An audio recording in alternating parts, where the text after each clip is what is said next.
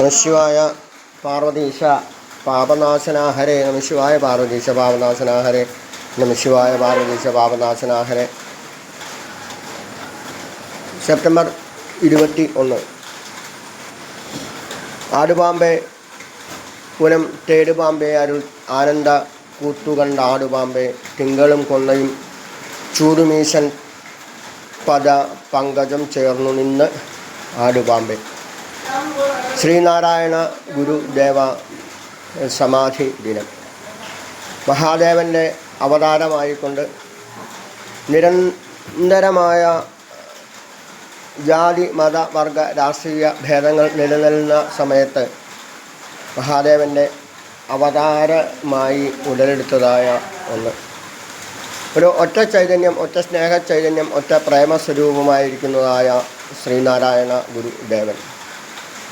അപ്പോൾ നമുക്കറിയാം, ഗുരുദേവ കൃതികളിലൂടെ പോകുമ്പോൾ, ശ്രീനാരായണ ഗുരുദേവ സാഹിത്യ സർവസങ്ങളിലേക്ക് പോകുമ്പോൾ നമുക്കറിയാം മഹാദേവൻ്റെ അവതാരം തന്നെയാണ് ശ്രീനാരായണ ഗുരുദേവൻ. സ്നേഹത്തിൻ്റെ ഭാഷയിൽ ലോകത്തെ സ്നേഹിച്ചതായ, ഭാരതത്തിലേക്ക് അല്ലെങ്കിൽ കേരളത്തിലേക്ക് കടന്നു വന്നതായ ചില അധിനിവേശങ്ങളെ തടുക്കാനായിക്കൊണ്ട് ജാതിഭേദം മതദ്വേഷം ഏതുമില്ലാതെ സർവരും സോദരത്വേന വാഴുന്ന മാതൃകാസ്ഥാനമാണ് ഇത് എന്ന് അരുവിപ്പുറത്ത് സ്നേഹത്തിൻ്റെ പ്രതീകമായിക്കൊണ്ട് വിശ്വത്തിന് മുഴുവനും സ്നേഹിക്കാനായിക്കൊണ്ട് ഒരു ശിലയിൽ പ്രതിഷ്ഠിച്ചതായ ഒരു മഹാദേവൻ്റെ തന്നെ ചൈതന്യമുള്ളതായ ഒരു ബിംബം. അപ്പോൾ എവിടുന്ന് തുടങ്ങി എന്നറിയുന്നില്ല, ഏറ്റവും ലളിതമായ ജീവിതം നയിച്ചുകൊണ്ട് ഏറ്റവും സാധാരണ ജനങ്ങളിലേക്ക് ഇറങ്ങി ചെല്ലുന്നുകൊണ്ട് ഏറ്റവും ലളിതമായ രീതിയിൽ വിവാഹ ചടങ്ങുകളൊക്കെ നടത്തണം എന്ന് പറഞ്ഞുകൊണ്ട് മഹാദേവനിൽ തന്നെ ലയിച്ചതായ ഇവിടെ ഉള്ളതായ രന്ധ്രം, ഇവിടെ ഒരു സഹസ്രാരത്തിൻ്റെ മുകളിൽ ഇവിടെ ഒരു ഹോളുണ്ട്. അത് യോഗശക്തിയിലൂടെ ശരീരത്തിൻ്റെ സകലവിധ ശക്തിയും ആത്മാവിനെ ഒരുമിച്ച് ഒരുക്കിക്കൊണ്ട് ധ്യാനിച്ചിരുന്നുകൊണ്ട് ഈ രന്ധ്രം പൊട്ടി ഈശ്വരനിൽ ലയിച്ചതായ ശ്രീനാരായണ ഗുരുദേവൻ. സമാധേർ വിരതോ മുനി, സമാധേർ വിരതോ മുനി, സമാധിയിലിരിക്കുന്നതായ ശരീരബോധം നശിച്ചതായ ഏതൊരു ചൈതന്യവും വീണ്ടും തിരിച്ചു വരുന്നു അവതാരങ്ങളായി. അപ്പോൾ അവതാരങ്ങളായി തിരിച്ചു വരുമ്പോൾ ധാരാളം ഗുരുദേവ പ്രതിഷ്ഠകൾ, ധാരാളം ഗുരുദേവ ക്ഷേത്രങ്ങൾ, അതുപോലെ ധാരാളം ഗുരുദേവ പ്രാർത്ഥനാലയങ്ങൾ വന്നുകൊണ്ടിരിക്കുന്ന സമയത്ത് ലോകത്തെ മുഴുവൻ സ്നേഹിക്കാൻ, ലോകത്തിലേക്ക് ഇറങ്ങിച്ചെല്ലാൻ ഇതുപോലുള്ള അവതാരങ്ങൾ ഉണ്ട് എന്നർത്ഥം. നമുക്ക് പ്രത്യേകം അറിയാം, നമ്മളും അവതാരങ്ങൾ തന്നെയാണ്. അതിന് സംശയമൊന്നുമില്ല. കാരണം ലോകത്തെ സ്നേഹിക്കാനായിക്കൊണ്ട് ഇറങ്ങിപ്പെടുത്തുമ്പോൾ, ലോകത്തെ മുഴുവൻ സ്നേഹിക്കാനായിട്ട്, ലോകത്തെ മുഴുവൻ നന്മ ചെയ്യാനായിട്ട് ഇറങ്ങിയിടുമ്പോൾ എവിടെയെങ്കിലും ആയുസ്സിൻ്റെ കണിക ബാക്കിയുണ്ടെങ്കിൽ, ആരെങ്കിലും ഒരാളുടെ പ്രാർത്ഥന ഉണ്ടെങ്കിൽ, നമ്മൾക്ക് ജീവിച്ചിരിക്കാൻ സാധിക്കുന്നത് തന്നെ നിരവധി ആൾക്കാരുടെ പ്രാർത്ഥന കൊണ്ട്, സ്നേഹവസനമായ പ്രവർത്തനങ്ങൾ കൊണ്ട് ഒന്ന് മാത്രമാണ്. അപ്പോൾ ഏറ്റവും ലളിതമായ രീതിയിൽ ഒരൊറ്റമുണ്ടും ഒരൊറ്റ തോർത്തും മാത്രം എടുത്തുകൊണ്ട് നടന്നുകൊണ്ട് ലോകത്തെ സ്നേഹിച്ചുകൊണ്ട് അത് വീണ്ടും അഴയിലിട്ട് ഉണങ്ങി വീണ്ടും ധരിച്ചുകൊണ്ട് നടന്നിരുന്നതായ, വളരെ ചുരുക്കം സമയങ്ങളിൽ മാത്രമേ അദ്ദേഹം മഞ്ഞ ഡ്രസ്സ് ഇട്ടിട്ടുള്ളൂ.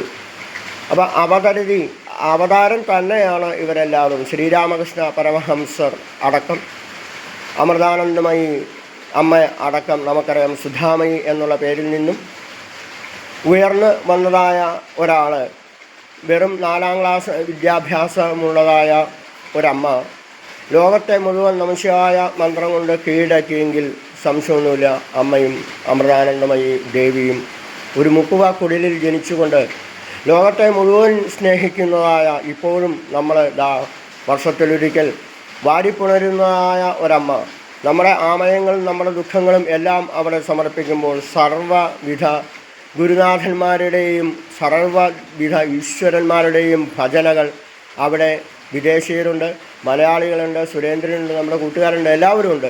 എല്ലാവരും ഒരുമിച്ച് ഭജന ചെല്ലുമ്പോൾ അവിടെ ശക്തമായ രീതിയിൽ ചൈതന്യവത്തായ ഒരാശ്രമം, ഒരു കടലിനും കായലിനും നടുക്ക് ഉയർന്നുന്ന ആശ്രമം.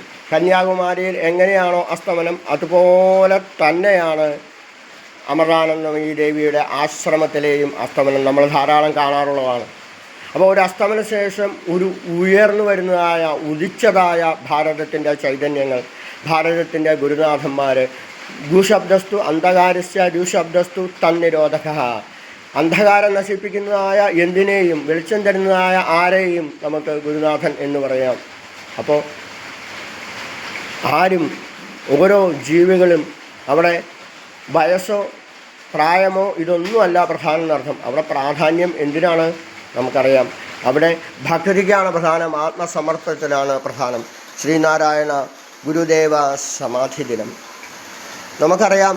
നമ്മളുടെ സുഹൃത്തുക്കളായതായ ശ്രീനാരായണ ഗുരുദേവ പ്രവർത്തകരുടെ വീടുകളിലും അതുപോലെ അവരുടെ മന്ദിര ഉദ്ഘാടനങ്ങളിലും ഒക്കെ ഒരു കണക്കും പറയാതെ സ്നേഹത്തിൻ്റെ ഭാഷയിൽ സാധാരണക്കാരിലേക്ക് ഇറങ്ങിച്ചെന്നുകൊണ്ട് സാധാരണക്കാർക്ക് വേണ്ടതായ ആചാര അനുഷ്ഠാനങ്ങളെ പറ്റി പറഞ്ഞു കൊടുക്കുമ്പോൾ അവരുടെ ശ്രദ്ധ വേറെ ആർക്കും ഇല്ല എന്നർത്ഥം. 10 മിനിറ്റ് 15 മിനിറ്റ് പറയാൻ സമയം തന്നതായ അമ്മമാർ 1.5 മണിക്കൂർ കഴിഞ്ഞാലും പറയും, തിരുമേനി പോരാ, ഞങ്ങൾക്ക് അങ്ങയെ കേട്ടു മതിയായില്ല എന്ന് പറയുമ്പോൾ നമുക്കറിയാം, നമുക്ക് സാധാരണക്കാരിലേക്ക് ഇറങ്ങിച്ചെല്ലാൻ സാധിക്കുന്നു. ഗുരുദേവ സന്ദേശങ്ങൾ നമുക്ക് ലോകത്ത് മുഴുവൻ നൽകാൻ സാധിക്കുമ്പോൾ നമുക്കറിയാം, അവിടെ ഒരൊറ്റ മതമുണ്ട് ഉലകിനെ ഉയരാൻ പ്രേമമതം നല്ലോ പരക്കെ നമ്മെ പാലമൃതൂട്ടും പാർവണ ശശിബിംബം. അവിടെ ജാതിഭേദം മതദ്വേഷം ഏതുമില്ലാതെ സർവരും സോദരത്വേന വാഴുന്ന മാതൃകാസ്ഥാനം ആണ് ഇത് ഞാനിരിക്കുന്ന സ്ഥലവുമാണ്, കേരളവും മാതൃകാ സ്ഥാനമാണ്. ഇവിടെ ജാതി മത വർഗ വ്യത്യാസങ്ങൾ, ആണെന്നോ പെണ്ണെന്നോ ഒന്നും വ്യത്യാസങ്ങളില്ലാതെ ലോകത്തിലേക്ക് നമുക്ക് ഇറങ്ങിച്ചെല്ലാം. ഗുരുദേവൻ്റെ പാദങ്ങളിൽ നമസ്കരിച്ചുകൊണ്ട്, ഗുരുദേവൻ്റെ ശിഷ്യരായിക്കൊണ്ട്, ഗുരുദേവ ചൈതന്യം എന്നിലേക്ക് വരുമ്പോൾ, ഞാൻ ഗുരുദേവനായിട്ട് മാറുമ്പോൾ എല്ലാവർക്കും ഒരു ഗുരുസ്ഥാനീയരായി മാറാൻ സാധിക്കട്ടെ.